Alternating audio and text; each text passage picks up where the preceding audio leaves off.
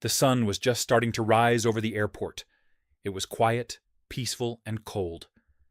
Inside the terminal, Ibrahim Traoré waited calmly near Gate 37. He didn't wear a suit. He didn't have bodyguards. He didn't carry anything flashy. To most people, he looked like just another African traveler. But this man was not ordinary. He was Ibrahim Traoré, the president of Burkina Faso. He preferred to travel like this, humble, private, and quiet. No cameras, no loud announcements. That's how he moved. He believed in being with the people, blending in, staying grounded. His return from a diplomatic meeting in Europe was no different. He had finished important talks, discussed matters of gold, sovereignty, and Africa's future. But now, all he wanted was to get home.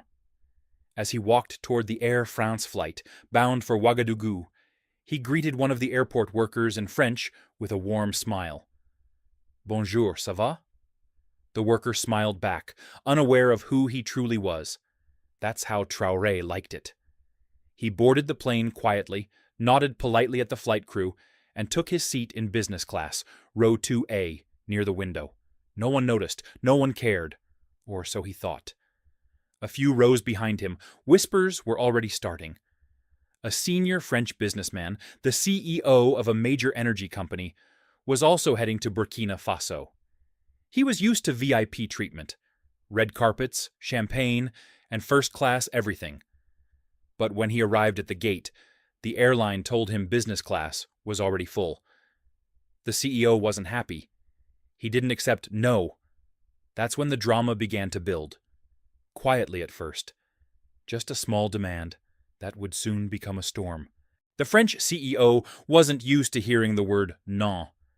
He stood at the boarding gate, surrounded by assistants and airline staff, tapping his polished shoes impatiently. "Je suis un partenaire stratégique de plusieurs projets en Afrique," he said arrogantly. "I'm a strategic partner in many African projects." To him, that meant rules didn't apply. He demanded a seat upgrade immediately. The gate agents scrambled. They whispered. They checked their tablets. But the truth was simple. Business class was full. All seats were taken. Still, the CEO insisted. That's when the airline called over a senior flight attendant. She was tall, white, and dressed in Air France uniform. Her name was Claire. She wore a cold, forced smile as she walked onto the plane to fix the situation. Once inside, Claire scanned the cabin with sharp eyes, like she was hunting for something. Or someone. Her eyes paused for a moment when she saw a dark-skinned man in seat 2A. Ibrahim Traoré sat quietly, reading something on his phone, calm as always. She looked again. No expensive watch. No assistant, no sign of power, just a black man in a hoodie. She leaned toward another attendant and whispered, "C'est probablement une erreur." Probably a mistake. She walked over to him, forced a smile, and said politely, but firmly, "Monsieur, may I see your boarding pass?" Traoré looked up, nodded, and handed it to her. She stared at the pass, then back at him. The seat number was correct, but something inside her didn't sit right. In her eyes, he didn't look like someone who belonged there. Moments later, she returned with a fake smile, this time more direct. "Sir, I'm sorry, but we may need to move you to accommodate another passenger. Would you mind relocating to economy? We will compensate you." There it was, the insult, quiet but sharp. Ibrahim Traoré raised an eyebrow. "And why me?" he asked calmly. "No reason, sir," she said, trying to keep her cool. "Just a small adjustment for our guest." "A guest more important than me?" he asked, voice still calm. Claire didn't answer. She only smiled. Other passengers glanced over, sensing something wrong, but no one said a word. And Ibrahim, he just sat back quietly and said, "No. I will remain in my seat." The tension had started, but the storm was still coming. Claire was stunned. No? A man like him saying no to her? She wasn't used to that, especially not from an African passenger, especially not on her shift. She forced a smile again, but her pride was bruised. "Sir, I insist. This is for operational reasons," she said, with a slightly colder tone. But Traore didn't flinch. He looked her in the eye. "If it's operational, then please explain why I'm being asked, and not anyone else." Claire hesitated. She wasn't prepared for this kind of calm resistance. Around them, a few business-class passengers were now paying full attention. One man lowered his newspaper. A woman stopped typing on her laptop. Something didn't feel right, but no one spoke. No one dared. The CEO still hadn't boarded yet. He was being held at the gate until a seat was arranged. Claire walked quickly to the cockpit, whispered something to the captain, then returned with a decision. She didn't say a word to Traore this time. Instead, she approached another black man in business class. Then another. She was clearly targeting only passengers who looked like they didn't belong. That was her second mistake. Traore sat silently and watched. His face was expressionless, but his mind was sharp. He was observing, calculating, listening. The humiliation didn't anger him, it focused him. A young African man, maybe in his late 20s, looked confused as Claire now pointed at his seat. "You, sir, we need you to move to economy." The young man asked, "Why me?" Claire said nothing, only took his boarding pass. That's when Traore stood up. "Enough," he said, his voice calm, but heavy with authority. "You are making decisions based on skin, not on tickets. That's called discrimination." Claire turned, a bit shaken. "Sir, I'll have to ask you to sit down. Please don't cause a scene." Traore looked her straight in the eyes. For a second, her breath caught. There was something about his stare, steady, fearless, powerful. But she still didn't know who he really was. To her, he was just another passenger acting like a troublemaker. She walked off again, fuming inside. To her, this was getting out of hand. "These people," she muttered under her breath in French, "always making noise." The CEO was finally brought on board. Claire greeted him with extra politeness, offering him a glass of champagne. "We're fixing the seating issue, monsieur," she said. Meanwhile, Traore sat back down. He put on his seatbelt. His fingers calmly tapped the armrest. He didn't need to say a word, because soon the entire world would know what had just happened, and who exactly had been insulted. The CEO settled into business class, like a king returning to his throne. He didn't even glance at Ibrahim Traoré as he passed by him. Claire, the flight attendant, made sure he was comfortable, adjusting his seat, handing him warm towels, and offering him another glass of champagne. The message was clear. You matter. That man does not. The plane taxied down the runway and soon took off into the sky, leaving behind French soil, but carrying with it a moment that would soon shake two nations. Inside the cabin, everything looked normal. Passengers relaxed. The seatbelt signs turned off. But beneath the surface, something powerful was growing. An invisible storm waiting to burst. Traoré remained calm. He didn't complain. He didn't raise his voice. He didn't call anyone or reveal his identity. He just sat quietly, like a man watching a movie unfold, knowing exactly how it would end. Meanwhile, Claire avoided looking at him. Something about his presence unsettled her, but she pushed it aside. Mid-flight, she returned to his seat with a forced grin. "Would you like anything to drink, sir?" He glanced at her. "Water is fine." She nodded quickly and walked away. No apology, no courtesy, no respect. The CEO, on the other hand, was treated like a celebrity. Claire laughed at his jokes, leaned in when he spoke, and asked about his important projects in Africa. He replied arrogantly, "Burkina Faso is lucky to have us. We're bringing order to chaos." Claire nodded in agreement, completely unaware that the very man he was insulting was sitting just 2 rows away. One woman in the cabin, An African nurse returning home to Bobo Dioulasso noticed everything. She shook her head and whispered to her neighbor, "That's our president. They don't even know who they're humiliating." Her neighbor's eyes widened in disbelief, but they said nothing. The president clearly didn't want attention, and no one wanted to break the silence. Hours passed. The lights dimmed. Most passengers slept. But Ibrahim Traoré remained awake, looking out the window at the clouds. He wasn't angry. He was patient, and when the wheels touched the ground in Ouagadougou, that patience would become history. The plane began its slow descent into Ouagadougou. The cabin lights flickered on.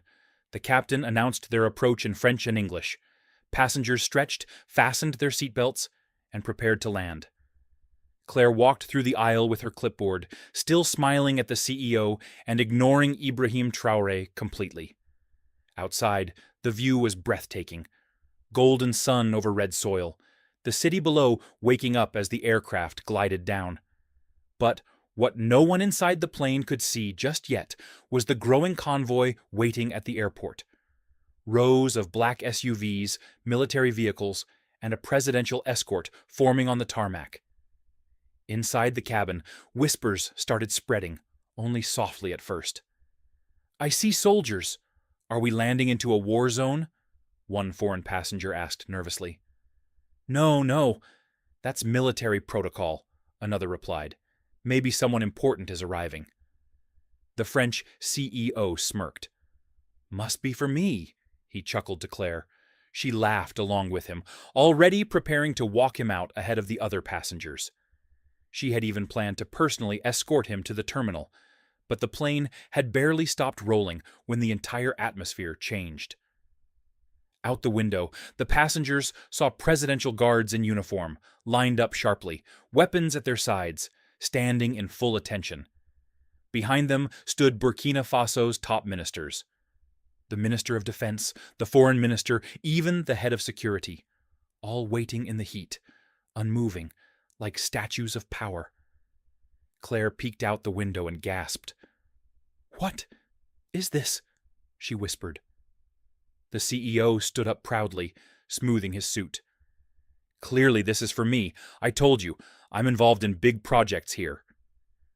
But before anyone could even step off the plane, a tall officer in a black beret boarded the aircraft. His boots echoed on the floor as he walked slowly down the aisle, scanning every face. He stopped at seat 2A. He raised his hand to his forehead in a perfect military salute. "Monsieur le Président, welcome home." The entire cabin fell silent. You could hear hearts stop. Claire's face dropped, her eyes darting between the officer and the man she had looked down on for the entire flight. Her hands began to tremble. Ibrahim Traoré slowly stood up. Calm, dignified, not a word spoken. The CEO took a step back, his mouth slightly open. President? He stuttered. "That man?" Traoré turned and gave him a simple nod. Not angry, not proud, just a man who no longer needed to say anything. Another officer stepped in. "We have instructions," he said coldly, looking at Claire and the CEO. "You two will come with us immediately." "Wait, what?" Claire whispered. "Why me?" "You are being detained for questioning," the officer replied sharply. "You have publicly disrespected the head of state on national soil. That is a serious offense." Claire tried to laugh nervously, looking around. No, this has to be a mistake. I was doing my job." But no one listened. Traoré stepped off the plane and was immediately met by his people, his guards, his ministers, and a cheering crowd beyond the airport fence. Cameras clicked. The nation's leader had returned. But this time, everyone knew the truth. He had walked among them as a regular man, and those who had judged him by appearance would now face consequences. Back on the aircraft, Claire and the CEO were both being led away in handcuffs. Passengers watched in disbelief as they disappeared down the steps, heads lowered, their arrogance crushed. And that was only the beginning. The tarmac was blazing under the Burkina Faso sun, but all eyes were on the two people being escorted away in handcuffs. Claire, the Air France flight attendant, and the high-powered French CEO. Gone were their smug smiles. Gone was the arrogance. In its place, panic, confusion, and disbelief. They were led into two separate black vehicles, surrounded by elite presidential guards. No one said a word to them, not even the officers.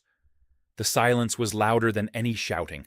It was the silence of power being reclaimed, of dignity being defended. Inside the terminal, President Ibrahim Traoré stood before a small press gathering. He spoke calmly, without anger, but his words were sharp and unforgettable. In Burkina Faso, we don't look at a man's skin to measure his worth. We don't bow to money or old colonial habits. Here, we respect dignity, humanity, and our people. That is the new Africa. The story spread like wildfire. Videos were leaked online. Footage of the arrest, images of the military saluting Traoré, news clips showing the CEO being dragged away, looking like a child caught stealing. Social media exploded. Has to respect Africa, and Hausbrook, I stand with Burkina, trended globally. African youth across the continent celebrated, cheering a moment they'd never forget. At the Ministry of Justice, Claire and the CEO were formally charged with public insult and discrimination toward the head of state disrespect on Burkinabe soil, abuse of power, and attempted intimidation. The French embassy tried to intervene. Phone calls were made. Diplomatic requests poured in. But Traoré gave a clear response. This is not a colony. This is a sovereign nation. They will face justice, just like anyone else. Meanwhile, Air France scrambled to control the damage. The airline issued a public statement within 24 hours. A clumsy apology filled with corporate language and empty regret. But it wasn't enough. Burkinabe citizens began calling for a boycott. Other African countries joined in. Claire, now locked in a detention center outside Ouagadougou, broke down in tears during questioning. "I didn't know who he was," she sobbed. "I was just following procedures." The investigator looked at her coldly. "You didn't need to know who he was. You just needed to treat him like a human being." The CEO, now facing potential legal action in both Burkina Faso and France, tried to use his influence to escape. But the court made a powerful ruling. No immunity, no special treatment. Let justice be equal. Traoré never gloated. He never once mocked them. He simply returned to the presidential palace and continued his work, building roads, empowering young people, strengthening the military, defending the land. But that moment on the plane became legend. A quiet man in a hoodie, a flight attendant with prejudice, a CEO blinded by pride, and a landing that changed everything.